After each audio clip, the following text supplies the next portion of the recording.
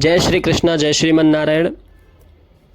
विगत कुछ समय पूर्व एक व्यक्ति ने हमसे प्रश्न किया कि महाराज जी, हमारे शरीर में जो आत्मा रहती है उस आत्मा का परिमाप क्या है, वो आत्मा कितनी बड़ी है और वह हमारे शरीर के किस भाग में आत्मा विद्यमान होती है और हमारे शरीर में आत्मा है भी या नहीं, इसका प्रमाण क्या है।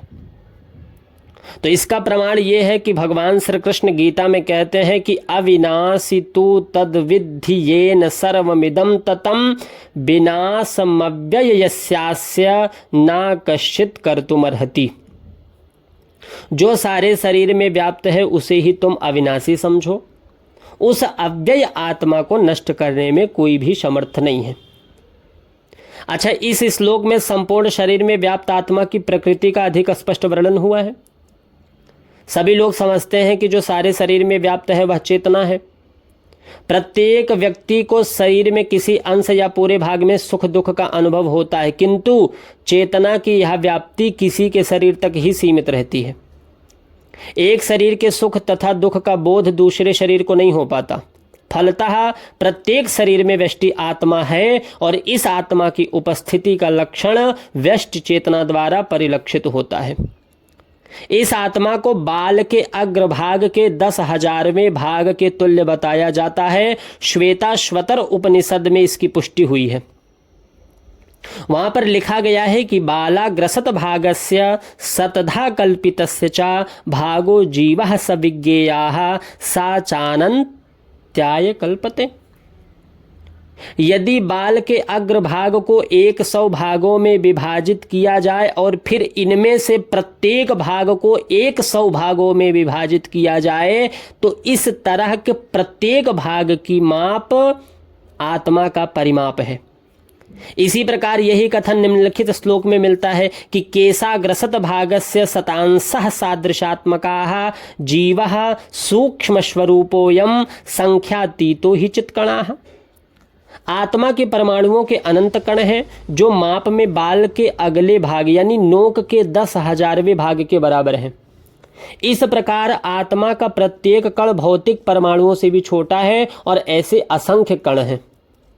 यह अत्यंत लघु आत्मा स्फुलिंग भौतिक शरीर का मूल आधार है और इस आत्मा स्फुलिंग का प्रभाव सारे शरीर में उसी तरह व्याप्त होता है जिस प्रकार किसी औषधि का प्रभाव व्याप्त रहता है। आत्मा की यह धारा विद्युत धारा सारे शरीर में चेतना के रूप में अनुभव की जाती है और यही आत्मा के अस्तित्व का प्रमाण है। सामान्य से सामान्य व्यक्ति भी समझ सकता है कि यह भौतिक शरीर चेतना रहित होने पर मृतक हो जाता है और शरीर में इस चेतना को किसी भी भौतिक उपचार से वापस नहीं लाया जा सकता।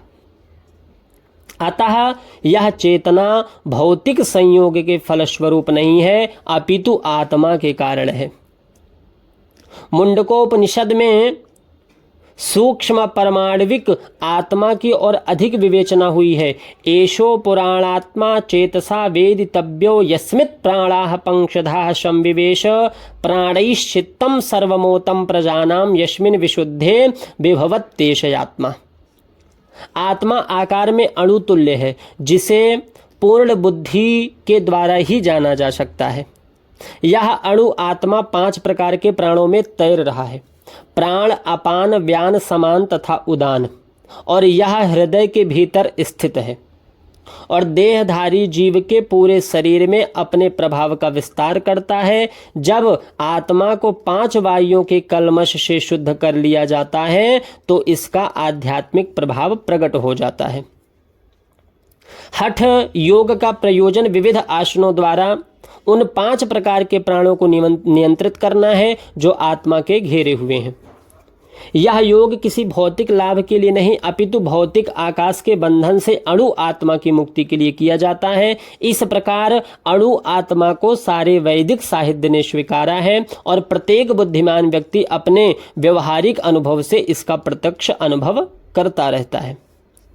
अणु आत्मा का प्रभाव पूरे शरीर में व्याप्त हो सकता है। मुंडकोपनिषद के अनुसार यह अणु आत्मा प्रत्येक जीव के हृदय में स्थित है और चूंकि भौतिक विज्ञानी इस अणु आत्मा को माप सकने में असमर्थ हैं, अतः उनमें से कुछ यह अनुभव करते हैं कि आत्मा है ही नहीं। व्यष्टि आत्मा तो निसंदेह परमात्मा के साथ साथ हृदय में है और इसलिए शारीरिक गतियों की सारी शक्ति शरीर के इसी भाग से उद्भूत है। जो लाल रक्त कण फेफड़ों से ऑक्सीजन ले जाते हैं वे आत्मा से ही शक्ति प्रदान करते हैं। अतः जब आत्मा इस स्थान से निकल जाता है तो रक्तोत्पादक संलयन बंद हो जाता है।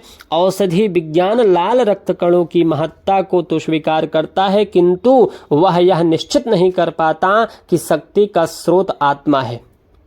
जो भी हो, औषधि विज्ञान यह स्वीकार करता है कि शरीर की सारी शक्ति का उद्गम स्थल हृदय है। पूर्ण आत्मा के ऐसे अणु कणों की तुलना सूर्य प्रकाश के कणों से की जाती है। इस सूर्य प्रकाश में असंख्य तेजोमय अणु होते हैं। इसी प्रकार परमेश्वर के अंश उनकी किरणों के परमाणु स्फुलिंग हैं और प्रभा या पराशक्ति कहलाते हैं।